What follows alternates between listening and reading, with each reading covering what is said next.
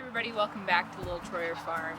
This is day 3 of a 7-day challenge that I am doing for myself, where I am going to post one video every day that does not go longer than 10 minutes. Today is Sunday and it's time to do late afternoon chores on the farm. This includes feeding all of the goats. I have a mixture of purebred registered Nubian goats as well as 3 lonely Nigerian dwarf goats. Just kidding, they are not lonely, but they are grossly outnumbered. I've spoken in the past about our choice to feed round bales versus square bales, and listen, square bales, you cannot beat the convenience. However, they are typically significantly more money than purchasing round bales. It's a lot more hands-on work as far as feeding every day, but you do save a lot of money by that bulk pricing. So all of the does get fed in the doe pen, and then I feed hay to the bucks in the buck pen as well, and then I move on to the horses. And the horses get pitched or hand-fed hay twice a day. On a year like this, we can't afford to have our horses free feed.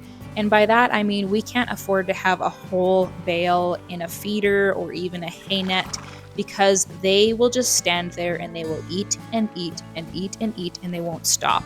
Horses are grazers, and I think it's something absurd, like they need to be grazing for like 17 hours out of the 24.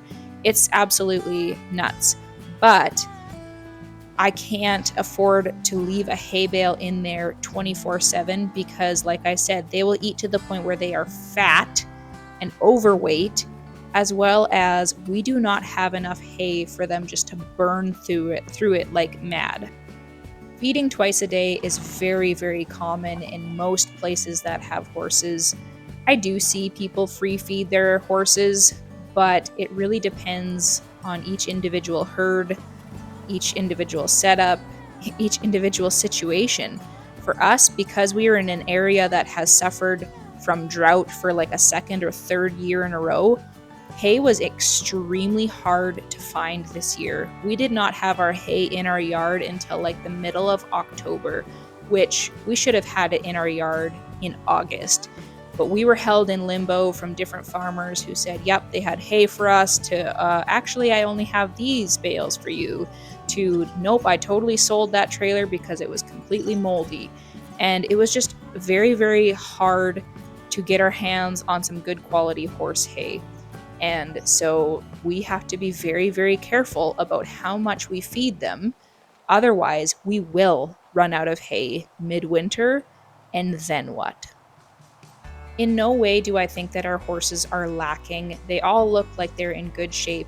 Jitterbug, the little golden girl behind, she is a little bit on the thinner side just because she was weaned this summer and then she was put out to pasture. And then it snowed, and not that she was struggling, but she's in that kind of awkward, ugly weaner stage where she's a little bit ribby. And so I'm just keeping a closer eye on her. She's home now. She's getting extra food. She's getting extra calories. I'm going to up her grain gradually. And that way she can continue to grow at at a good pace, that she's not growing too fast, but that she's not being malnourished for her growing body all at the same time. So it's tricky when I'm feeding horses like this because there are different horses with different needs.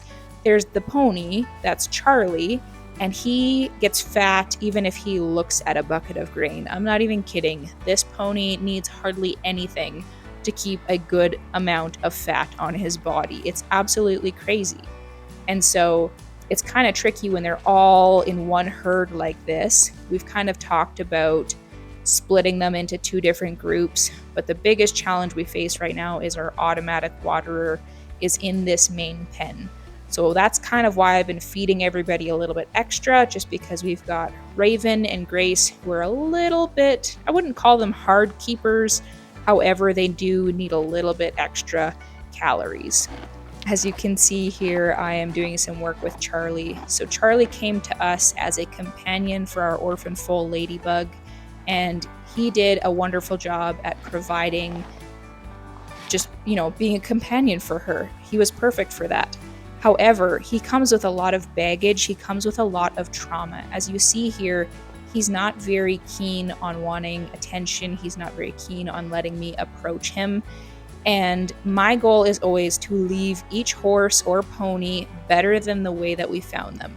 So he came to us not being able to have all 4 feet being trimmed.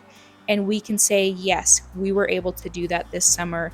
He finally had all 4 hooves trimmed, which is a success in my mind. But now it's working on him that, we can approach him whenever we want to without him bugging off and spooking and running away and taking everybody with him. We want to make sure that we can approach him, that he knows that being beside us is the safe place. And so there's a ton of more work that we need to do with him. He has a lot of hind end trauma. Somebody probably was not very kind to him. Maybe they tried to train him, but now he is very, very terrified of his rear end being worked with. And so that's something we're mindful of. And it's something that I'm also working with him on as well. I'm happy to say that Ladybug is still doing really well despite being officially weaned off of Milk Replacer as well as off of her adopted mama Breeze. And I would say that she's thriving. Body condition, she's great. Her hair looks nice and healthy and thick. And she's just doing so well. She's such a sweetheart.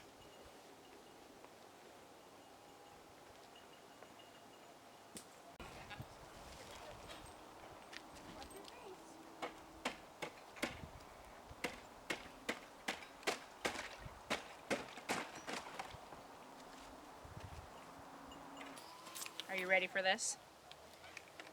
This sling is way too small for my goat that I'm about to try and weigh, but I don't really have anything else. I don't have a proper sling that's her size, so we're gonna try it anyways because I really want to know how much does she weigh.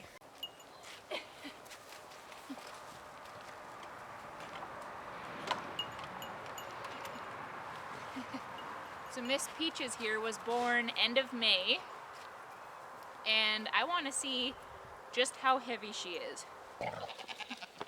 How much do you think she weighs? I'm thinking she's like 30 pounds, but I don't know.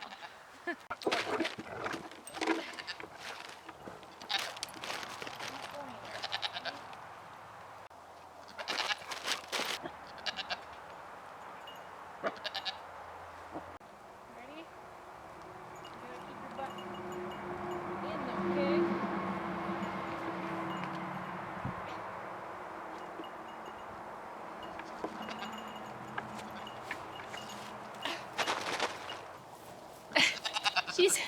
She's far too big for it.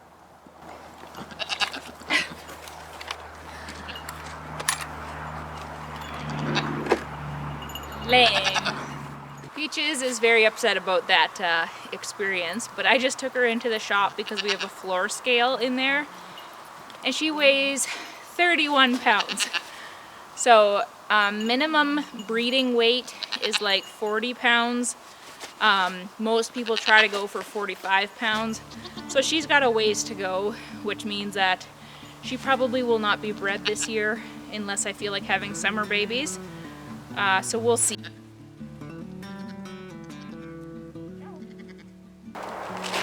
So thank you so much for watching day 3 of my 7-day, 10-minute vlogs.